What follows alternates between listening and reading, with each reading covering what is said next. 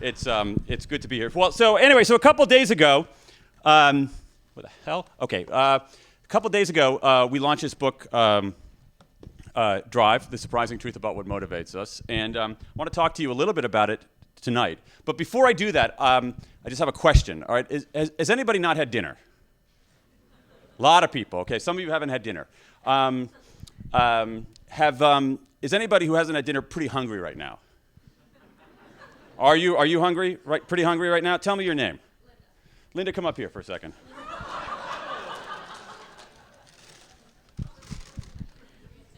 Here's a burrito for you. All right, now. What we've seen right there is a form of motivation. It is one of our drives, right? We have a drive, we have a biological drive. We can call that our first drive. We have a biological drive. We eat when we're hungry, we drink when we're thirsty, we have sex to satisfy our carnal urges. We have a biological drive. We are biological creatures. That's part of what it means to be human, right?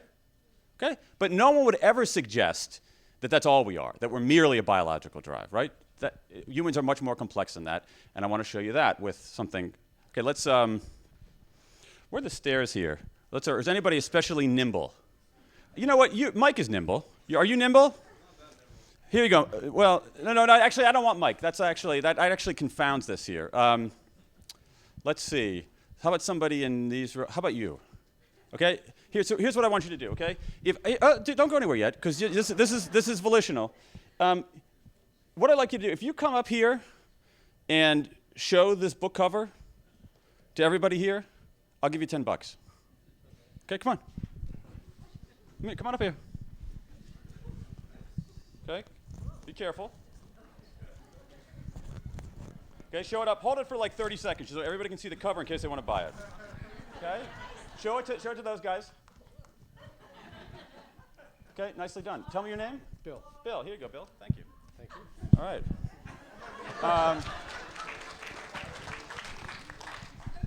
What we have now is another motivation, right? We can call that our second drive. Human beings respond exquisitely to rewards and punishments in our environment, right? If you promise somebody a reward for something, they're more likely to do it. If you threaten to punish somebody, they're less likely to do it, okay? We can call that our second drive, and it's a very, very powerful drive. Bill, whom I don't know, who I've never seen before in my entire life, he basically crawled on his knees to this stage to hold up a book he hasn't read by someone he hasn't met for $10, okay? A pretty powerful drive. But no one would ever argue, right, you would not say, okay, that's all we are. We're only that first drive and that second drive. Being human is more than that, right? Here's the problem, and here's really one reason I wrote this book. I find that in too many cases, businesses especially, or the workplace, stops at that second drive. It stops at that second drive. It says what motivates us is biological drive and that second drive, that reward and punishment drive. But all of us know that human beings have a third drive, right? We do things because they're interesting. We do things because we like doing them. We do things for their own reward. We do things because we get better at them. We do things because they're part of a larger purpose. We do things because they make a contribution to the world, right? And if you don't, then that makes sense, right? And if you don't believe me, what are you doing here? Okay? Here you go. I mean, think about what you're doing right now. Think about what you're doing right now, okay? Chances are, as attractive as so many of you are, no one in this audience tonight, in the next hour or so, is going to find a mate, right? Biological drive. So it's doing nothing for that first drive, right? No one here, except for Bill, is going to make a buck, right? So what are you doing here? You're here because you're curious. You're here because you want to engage. You're here because you have questions. A few of you are here because you're my friend. You have a relationship with me. You're here for that third drive. And that's really what I want to talk about. I want to talk about that that third drive, because I think it's neglected in business. And what I want to talk about it in terms of is that this idea, sort of a problem with that sort of the toxicity in some cases of that second drive and the power of that third drive is something that behavioral scientists have known for a very long time.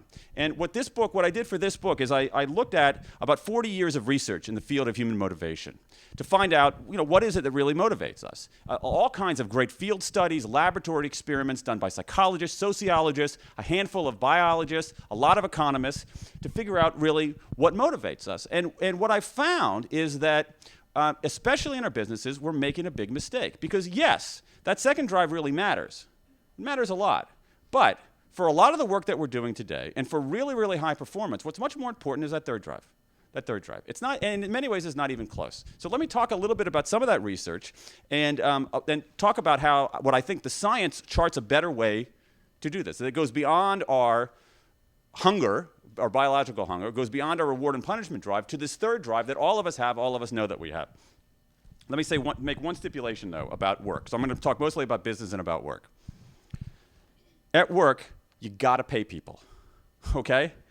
If someone is working and they're being woefully underpaid, they're not being compensated fairly, they're being mistreated, you're not going to have motivation, period. But the dirty little secret is once you satisfy that, genuine, enduring motivation, the kind of motivation that produces great work, the kind of motivation that ultimately changes the world, doesn't depend all that much on that money drive. It doesn't depend all that much on that external drive. And I want to give you some examples of this. Some really, the research on this is absolutely fascinating. I just want to give you two quick studies on this.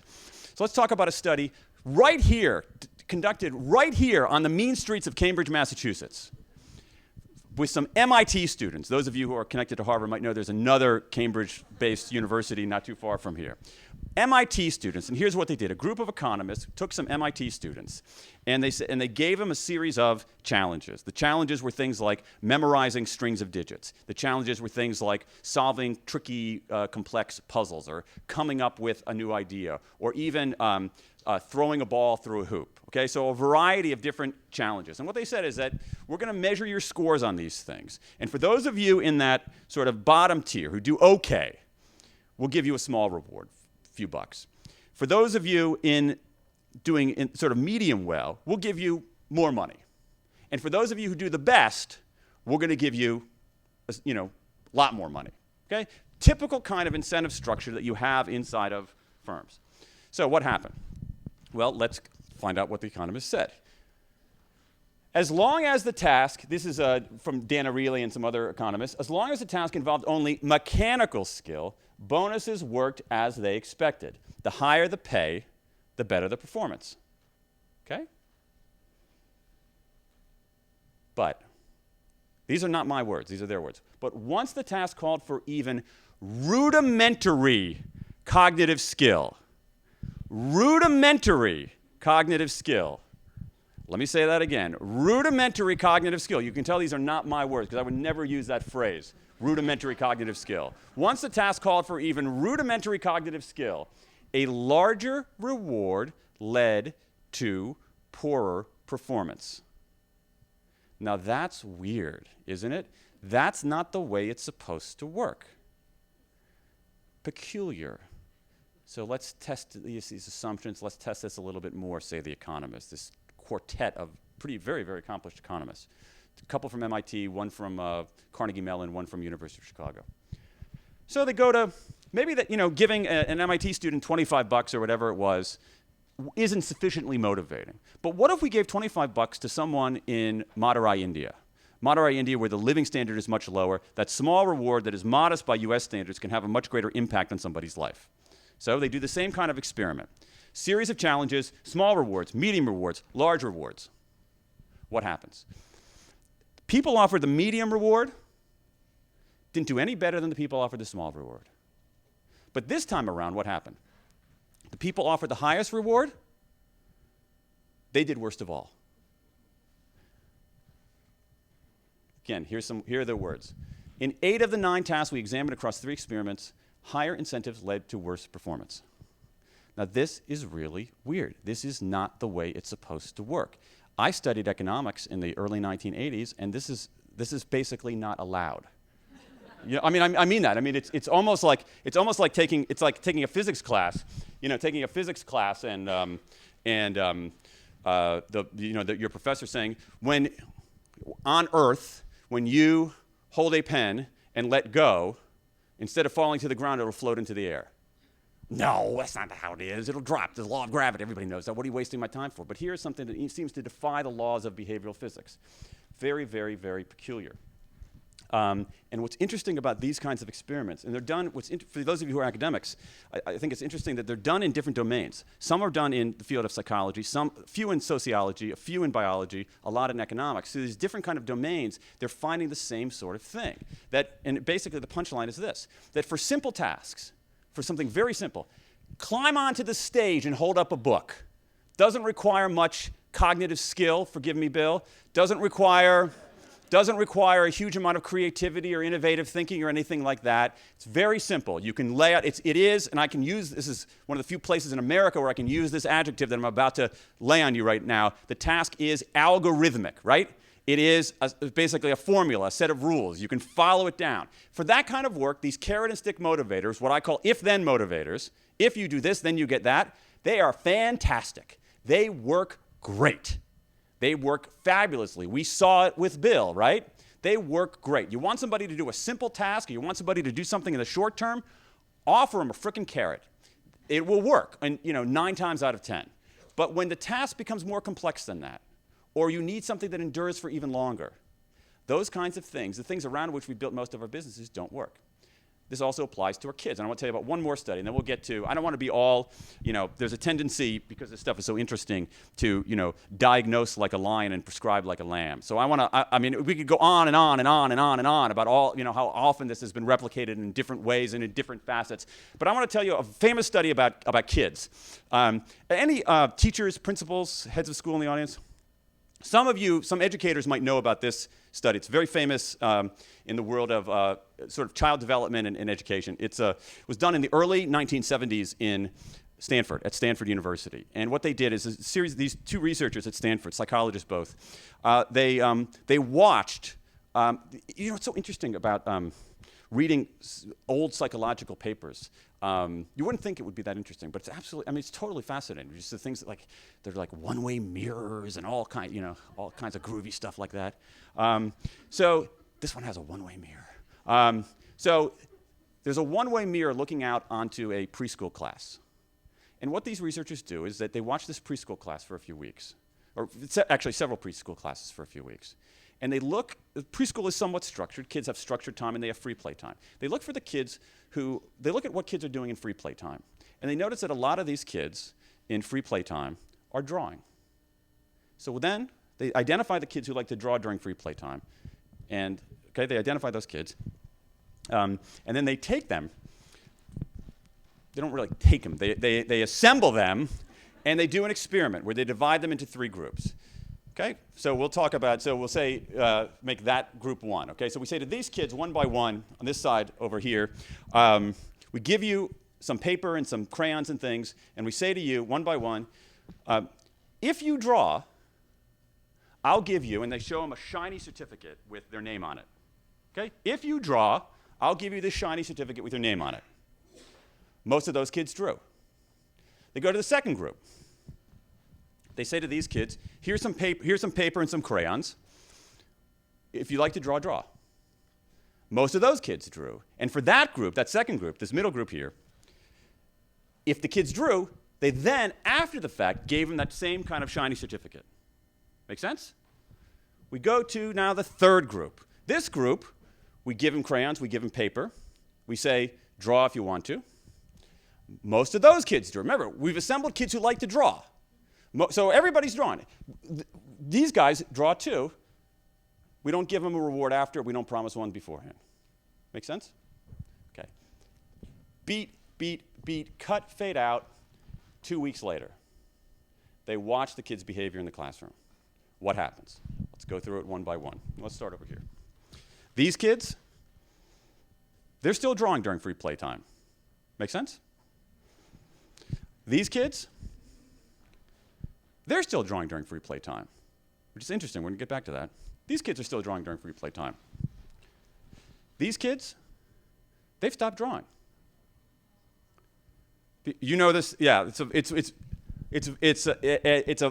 this is also a finding that is replicated over and over and over again. That third drive is very, very delicate. Now, this is not, as I said, this is not a case against money or recognition or rewards of any kind. Look what happened here. This group got an award. This group got it. Both of these places got the reward. What's the difference between these two groups? Talk to me. Conditional, exactly. It was contingent, okay? This one, no one was trying to control their behavior. It was like after the fact, hey, you drew, here's a certificate, okay? Same kind of behavior in this group and that group. So it wasn't necessarily the reward itself. It was, as you say, or some of you say, the conditionality, the contingency of it. It was basically that form of control. And again, this is from 1972. It's been replicated a gazillion times. No one in the field of academics is even talking about this anymore. It's not interesting, okay? And yet, that hasn't made it, none of this stuff seems to have made its way into business, except for a few examples that I want to tell you about here in a moment. So that's what we have here. What we have here is, in some ways, a mismatch between what science knows and what business does. And again, these are just two of about a gazillion pieces of research that demonstrate some things that are very surprising, some things that faked me out in the course of my research. I was driven into this research, to look at this research, because of a previous book I did called A Whole New Mind, that argues that we're moving from a world of logical, linear reasoning to one where that's still valuable, to one where equally valuable, if not more valuable, are these more artistic, empathic kind of abilities, creative, conceptual abilities. And so in the course of writing that, or actually after I wrote it, people said, okay, this makes some sense. I buy this argument, or I rent this argument, or it's more right than wrong. How do we motivate people to do those kinds of creative tasks? And I said, I don't know. And I started asking around and said, well, there's this whole literature of human motivation. There is?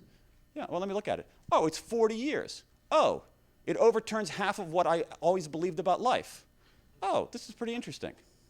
Okay, so let's talk about so what we know is that carrots and sticks, here's the punchline. Carrots and sticks, second drive, conditional motivators work in the short term very well, beautifully in the short term. They work beautifully for simple tasks.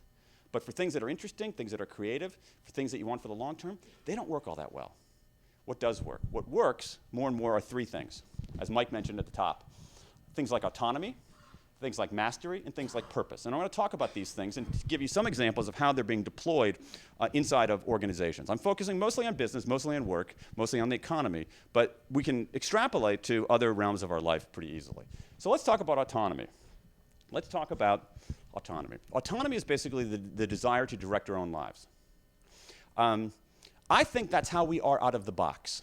I think that is a controversial, not controversial, it's an arguable proposition. It's very hard to prove. But I think that our nature is to be autonomous and self-directed. It doesn't mean that we don't depend on anybody else. It doesn't mean we have no use for other people at all. It means that we are interdependent in a volitional way. But what it means is that our natural state is not to be passive and inert, but I think our natural state is to be active and engaged. And yet, in many cases, especially in business, we just assume, or the structures of business assume, that if people didn't have the carrot or the stick, they wouldn't do anything. They would just sit there like lumps and nothing would happen. No one would do anything. Now, what's curious about that belief, the belief that absent any kind of fearful punishment or delicious carrot, people would not do anything. What I found, it's so fascinating about this, what I found is that no one believes that about themselves. They believe it about others, okay? It's just like, everybody believes they're an above-average driver, which is statistically impossible, right, okay? No one believes that about themselves. They think that others are like that, but that's not right. I think that our natural state is to be autonomous and self-directed. And the reason I say that is not because I'm a touchy-feely kumbaya guy at all. It's because I've had 3 kids. My wife has had 3 kids. We have 3 kids in our house. I've seen kids. I have yet to see a 2-year-old who's not active and engaged. I have yet to see a 4-year-old who's not active and engaged. I have yet to see an 18-month-old who's passive and inert and who wouldn't do anything absent a reward or a punishment. Okay? I think that's our natural state. And I think what happens along the way, I don't know how, I haven't figured that out, we flip the switch a little bit. And we become more passive and inert. But I think if we restore that natural state, I think we do better. Let me give you some examples of companies that are doing interesting things. I want to make sure we have plenty of time for questions. Let's talk about this company right here. Atlassian, software company out of Australia, a company I bet most of you haven't heard of. Software company, they do something really cool. Once a quarter, they say to their software developers, you can work on anything you want, any way you want, with anyone you want. All you have to do is show the results to the rest of the company at a meeting 24 hours later. Okay? What do they call these one-day things? They call them FedEx days, because you have to deliver something overnight. Ho, ho, ho. Little Australian humor for you on a January night. Now, what's curious about this is that these one day of intense, pretty much undiluted autonomy has produced a whole array of fixes for existing software, a whole array of upgrades to existing products, and a whole array of ideas for new products that probably would otherwise not have emerged. Now, this is really interesting because 2 years ago, before I dove into this research, I would have said, okay, you want people to be innovative? You got to make sure that you pay them. So here's what, if I were a manager at Atlassian, I'd say, oh God, we're not innovative enough. Okay, guys, men and women, innovation bonuses. Whoever comes up with a great idea, here's $1,000. Go. But that doesn't work. That doesn't work. Because what it does is it focuses people on the reward, not on being creative, because it assumes that but for a tantalizing carrot, they would never want to do anything creative. And this has worked so well. So this is one example of it. Let me give you another example of it, because it's not about only these kind of high-level software programmer jobs. Let's talk about working in a call center. Has anybody ever worked in a call center? Okay, so you worked in a call center. Can you, I don't mean to put you on the spot, but can you describe a little, although I just have, can you describe a little bit about what the physical setting is like?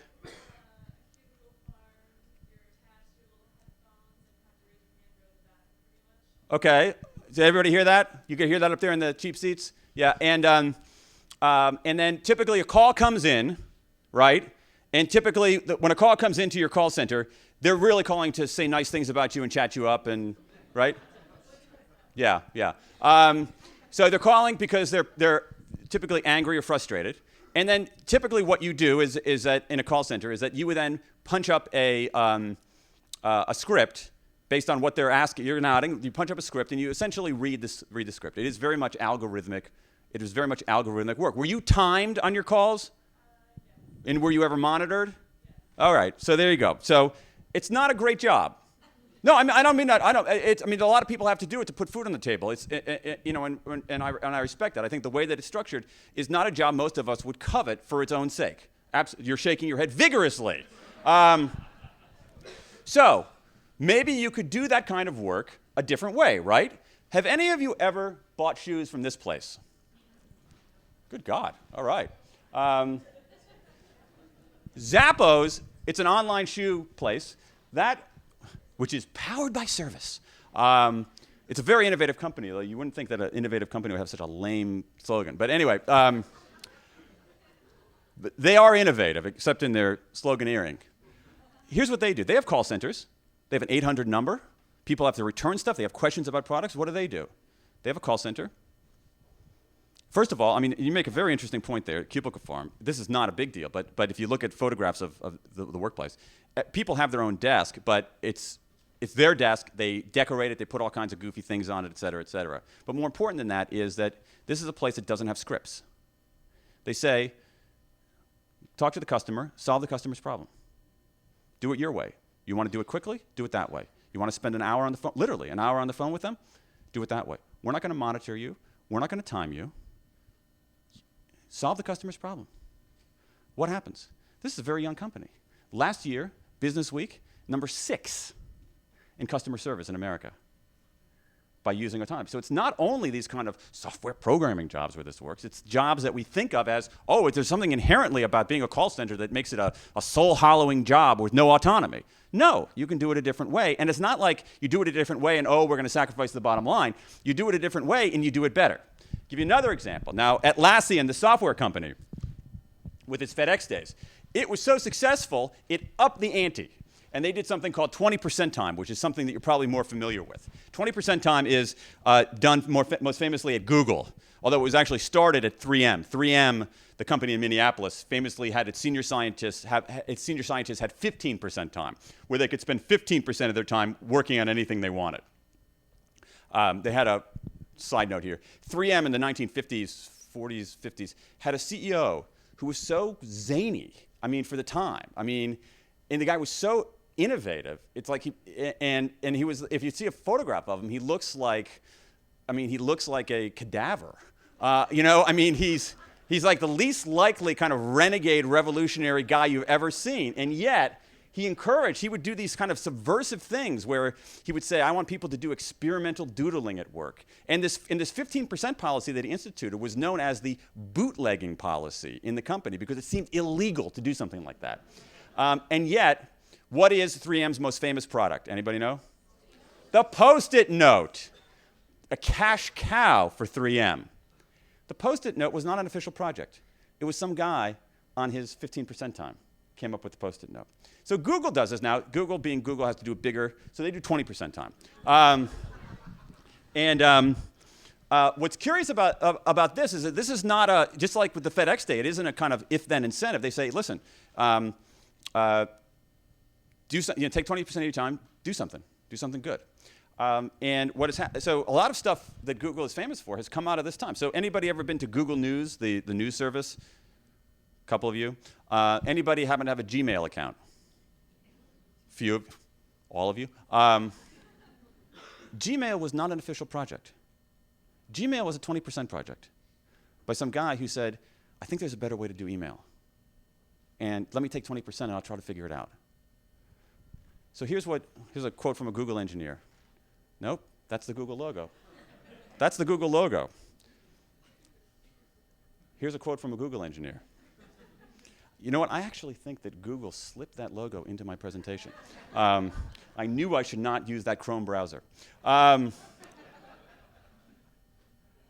Here's a quote from the Google engineer. Just about all the good ideas here have bubbled up from 20% time. Which kind of makes you wonder what they're doing the other 80%, but that's, All right, let's talk about the next one. So actually I want to be prescriptive here a little bit. So 20% time for those of you in organizations is actually a big risk. It's enormously expensive. When Atlassian wanted to do 20% time, the CFO almost went into cardiac arrest. Because if you actually run the numbers on it, like, let's take basically 20% of our labor costs and deploy them in this experiment. It's terrifying. I understand that as a very, very cheap guy. It's a terrifying idea. So what I think is a better approach for those of you in organizations is something like this. You can call it 20% time with training wheels. Don't do the full Monty. I think that's a very dangerous thing to do in most organizations. So what you could do is you could say, okay, we're not going to do that. We're going to do 10% time. Okay? Now think about what 10% time is in a 5-day work week. 10% time in a 5-day work week is 1 afternoon a week. Who among us has not squandered 1 afternoon a week at work? Why not redeploy that squandered time into something else and do it not forever, but do it for 3 months, 6 months, and see what happens? I think you'd be surprised at what people will do given that degree of freedom. Let's go to mastery. We like to get better at stuff, right? We like to do things for their own reward. This is a very powerful motivator. And I want to say one more sort of word about technology, because I think that in many ways, the work practices of technology companies offer us kind of glimmers of how to do things slightly differently. But it's not only companies, it's other sorts of things. Let's talk about open source here for a moment. Most of you know what open source is. Open source is software that's other things too, but software that's developed by people who are volunteers, who are working for free, collaborating across national borders, and giving away their product. Makes sense, okay? Now, again, if you go back to my economics training my economics courses in the 1980s, you would say, okay, that's not possible. That would never work. Imagine if you went to a business school professor in 1995 and said, 1999, 2000, and said, hey, I got this business model. It's really cool. Here's what it is. It's a business model for encyclopedia. And no one gets paid. They have to volunteer their time, and they have to sometimes spend like 20 hours a week working for free. And anybody can change anything, and we give it away. You in? You say, no, are you insane? And yet, what happened? You realize that Wikipedia, imperfect though it is, biggest encyclopedia in the world. Microsoft's Encarta, an encyclopedia with all the right incentives, it went out of business 2 months ago. That's not allowed to happen, right? So what is it these crazy people are doing that sort of defy our notions of motivation, particularly at work? Think about this for a second. Think about this for a second. These are technically sophisticated people doing this stuff. Most of them have jobs, technically sophisticated, demanding jobs. So they do their technically sophisticated, demanding jobs during the day. And then, in their discretionary time, they do equally, or actually more demanding, technically sophisticated work for free for someone else. So think about the employer doing that. It's not even moonlighting, you know what I mean? It's like, oh, you're moonlighting. You're not even moonlighting, you're not even getting paid for it. What are they after? This is a very curious and interesting problem of behavior. Economists love, especially behavioral economists love this kind of thing. It's like, what are you doing? So there's a lot of research on now, early research on open source. What are they after? And over again, here's what you hear. The biggest motivator is enjoyment-based intrinsic motivation, namely how creative a person feels when working on a project. Cool challenges, mastering something, okay? Let's talk about another example of it. Right here, okay? What I like is that things are this sort of stuff is percolating into the mainstream. And you don't get any more mainstream than Harvard Business Review. I actually like Harvard Business Review. But it's not necessarily, anarchists don't read this, okay? People on the fringes of society who are plotting new ways to organize our world are not sitting around thumbing through Harvard Business Review, right? So Harvard Business Review, this is this month's issue of Harvard Business Review, newly redesigned, a great new redesign of this magazine. Has a piece in here by a professor at Harvard Business School who did a very long, several-year study of worker motivation. Oh, what luck. What motivates people at work? Here's what she found out. The biggest motivator is, her words, not mine, making progress. That was the biggest motivator at work, making progress, getting better at something, doing things. Here's what else she said. The key to motivation doesn't depend on elaborate incentive systems. In fact, people in her study rarely mentioned incentives. What made a good work environment was getting better at stuff, mastery.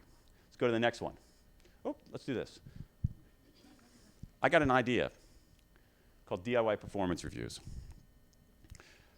Let's talk about performance reviews here for a second. Any of you in the last year been on the receiving end or delivery end of a performance review? And how many of you enjoyed it? You found it valuable? You did, okay. What about it? That's interesting. What about it you found it valuable? You? Was an open conversation with my boss, and very positive. Okay. All right. So that's good. So that's so a lot of times that's actually I think the exception. And thank you for steering my point off to a different track. No, that's actually good, and I want to get back to that in a second, because most performance reviews are not. You said something very interesting: an open conversation. That's really interesting. Most performance reviews are not open conversations. Most performance reviews are kabuki theater, kind of rehearsed scripts and things like that, And the whole point of a performance review really is to assess how you're doing, so you can get better at something, right?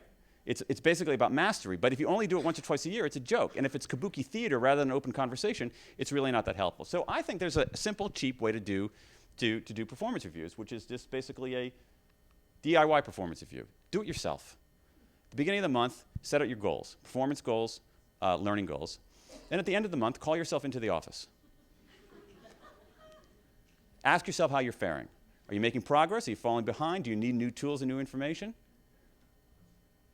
Why not do it yourself? And what's interesting now is that this is happening in a self-organized way, where groups of peers are doing some of this, where people will take a few colleagues and do these kinds. Say, these are my goals. These are what I'm trying to do. This is what I'm trying to get better at. Let's all talk about it at coffee once a month and hold each other accountable and assess each other's progress, because people have that yearning for mastery. I'll say one last word about purpose. Then we'll take some questions. The third one, autonomy, mastery, purpose.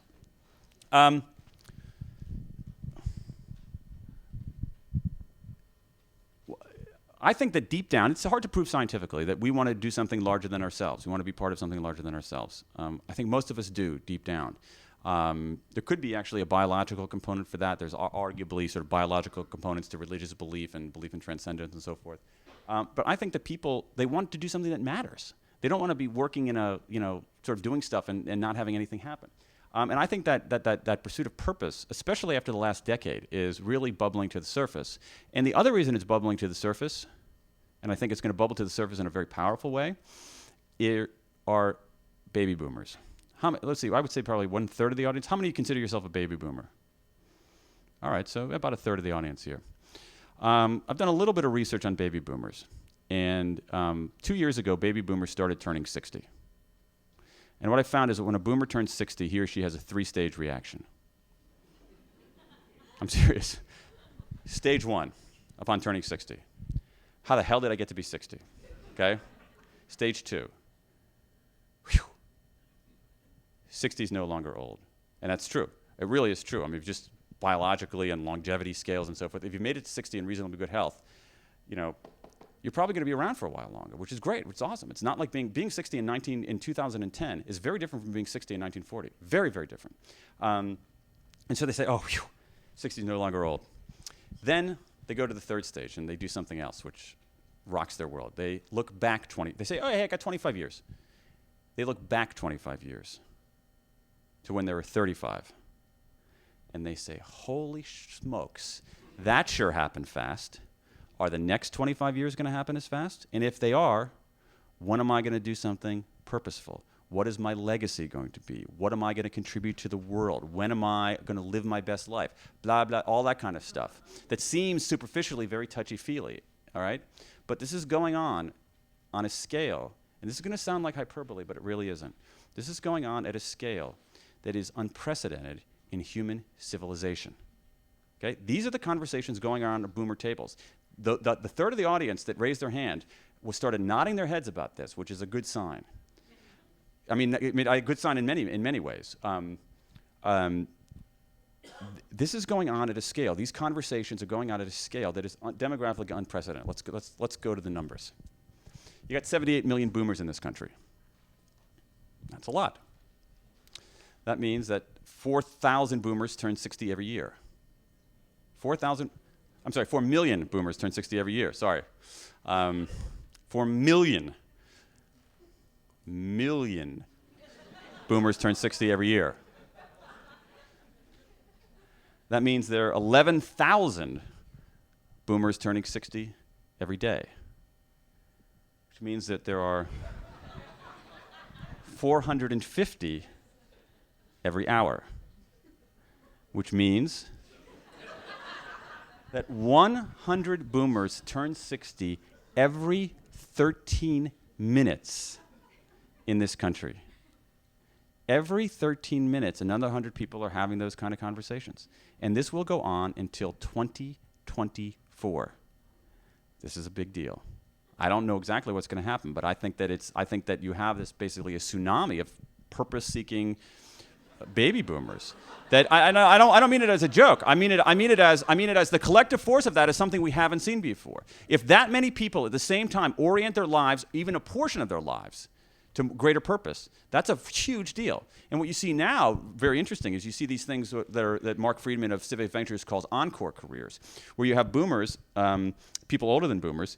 Typically, we have education, work, retirement. But what you have people are fashioning a different stage between work and retirement that Mark calls encore careers.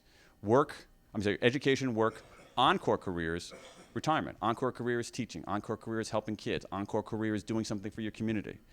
That isn't retirement, that isn't paid, isn't necessarily, carrot and stick work, but is something more purposeful. And again, these are big numbers, and big numbers matter. The other thing that's going on is a rise of what in some businesses what you might call the purpose motive. I believe in the profit motive. The profit motive is a glorious thing. It's a reason in part that we are here today. It's helped make our world better. It's boosted living standards. It's made the world a better place.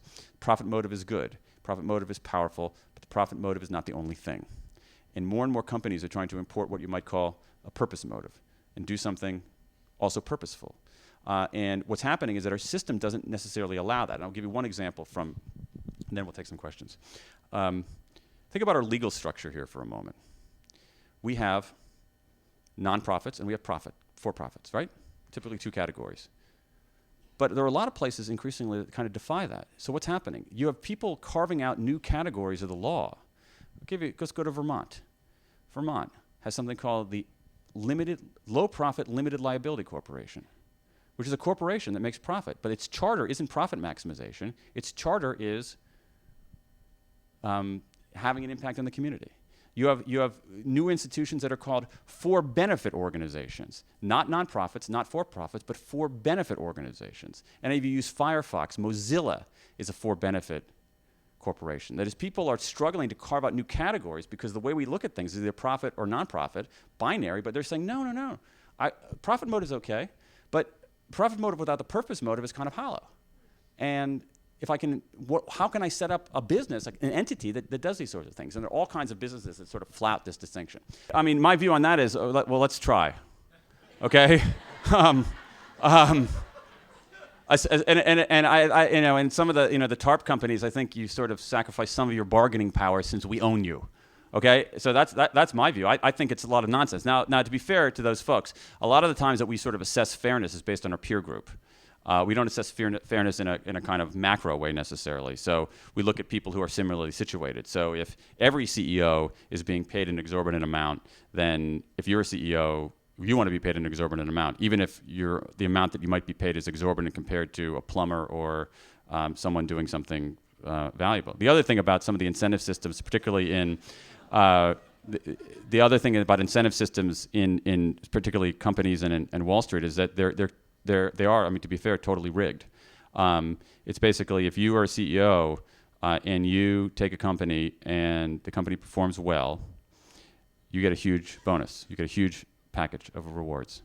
If you are at the helm of a company and you run the company into the ground, you get a huge package of rewards. Okay, it's kind of heads I win, tails you lose. So to me, it just violates the norm of fairness. So I don't have much truck for that. I don't have much truck for that argument. I think what you would have is that people would leave. I think other people would go into it and might go for the right reason. The other thing, let me say one thing about sort of more hard-headed about a study of publicly held corporations. Publicly held corporations, whose stock trades on public exchanges, spend an enormous amount of their time on quarterly earnings. Quarterly earnings are often how executives are measured and then compensated. And publicly held companies spend a lot of time giving guidance on earnings to analysts and so forth to help them sort of massage the earnings or guide the earnings. It turns out there's a lot of research that shows that the companies that spend the most time and resources giving guidance on quarterly earnings, they have lower long-term growth rates than their peers. In part, or at least a correlation, because they end up investing less in R&D. So these kind of incentive schemes make them utterly myopic. And it's not good for the shareholders, it's not good for the employees, it's not good for the customers, it's not good for the suppliers. So I say let's give it a whirl. I think there are plenty of people, plenty of bright creative people who would take a job that once paid $3 million and do it for $500,000. And if the job pays $3 million and some people are willing to do it for $500,000, you got 6 people. So one of them is probably going to be pretty good. I don't know. I don't have a good answer for you. I hear a lot about the sort of we have now potentially 4 generations of people in the workplace, and with different kinds of norms and different kinds of approaches to their lives. I think that the boomers. There was maybe 20 years ago, there was a short-lived movement of open book management that was much more about sharing. Basically, we were going to bring everybody in, and everybody's going to know the books, not just the people at the top. And I'm not sure exactly why that faded away, but I think that it's inevitable. I mean, I think that just the whole world seems to be sort of on this almost inevitable march toward greater transparency. That's probably good, but not all good. Greater sharing, greater transparency. And I think that for a boomer, I mean, as difficult as it is, you have to go with it. And in some ways, it's also. Someone said to me once, it's a good line. He said, you have a good idea when someone says to you, hey, that's a good idea. Okay? There's more. And he said, he's a brilliant guy. Inscrutably brilliant. He says, but you have a really good idea when someone says, hey, that's a good idea. Have you ever thought about da-da-da-da-da? And it's in that sort of iterative process that things happen. And that involves some amount of sharing. And I just think that the world is marching sort of toward the Facebook world, away from the boomer world. Let me answer the first point, though, about Douglas McGregor, who is actually the dean of the Sloan School at MIT, who actually, I write about him a little bit in this book, because he was 50 years ahead of his time. I mean, he had all of this down, and basically his idea in a sort of almost an unfairly simple nutshell is that the way that you manage depends on what you think of people. If you assume that everybody is a slug that's not going to do anything, you manage people one way. If you assume that people are like you and they actually are active and engaged and want to do things, you manage a different way. That's the theory X and theory Y approach. And it's taught in business schools and then ignored. It's almost I don't know how to put it. It's almost kind of a psychotic or delusional to say that, look what got us into this mess, so the solution is to do more of it. I'm just echoing your point, and I don't have a good answer for that. But your point is very good. It's not that money isn't a motivator. It's a powerful motivator. And one of the downsides of high-stakes incentives is that many people take the low road. Some people take the low road. And so I don't think the idea is to... I mean, I'm with you. I just would like to amplify your voice by 100 million and say the solution to what ails us is not to continue to do more of the wrong thing just more vigorously. That's a really good point, actually. And I think that there is still plenty of room for, I think the checklist is basically an algorithm. And I think there's great room for algorithmic work. And if an algorithm works better than deviation, go with the algorithm. And there are ways to actually have people do algorithmic work in a way that doesn't destroy their natural inclination to do interesting work. The thing is, what you have to do is so what you can do in those kind of algorithmic situations is giving people plenty of feedback on how they're doing. Rewards after the fact are often very effective. Information about how they're doing is very effective. And so if algorithms work, absolutely, go with the algorithm. The challenge is that someone has to come up with the algorithm. So it's possible that you could have an algorithm that beautifully does something that's irrelevant. And so you also need that other side that's actually in some ways iterating the algorithm and figuring out what's next. It's a really, really good point. And I actually have read part of that book. It's a very interesting book. It's a really interesting book. And what's interesting is that a lot of the stuff on that is very, very high stakes things involving human lives. And enterprise software does not involve human lives. I think power is a motivator. And I think, but here's what power is. Power, it depends on what you mean by power. Power is in some ways a form of control. And I think that those who have the carrots and the sticks have the power. So in some ways, power is, in a regime of that second drive, someone is actually the holder of the incentives. And that's the source of the power. And for some people, that the source of power is, an exhilarating thing. I'm not sure it necessarily leads to positive consequences, but I do think that power motivates. I think that's a good point. I also think there is a way, though. I mean, I don't want to get into too theological of an argument here, but I think there's also a way that one can derive power of a sort through creating environments and contexts where other people flourish and do great things. So, but it's a really interesting. I actually hadn't really factored that in. But I think that you can weave. I don't think power is separate from any of this. I think in some ways you can kind of weave power into this. But it's a really good thing to think about. And now, pardon? Power. Oh yeah. Power. So, how many what? 60th senator. Yeah. Okay, guys. Thank you for your time and for the really insightful comments.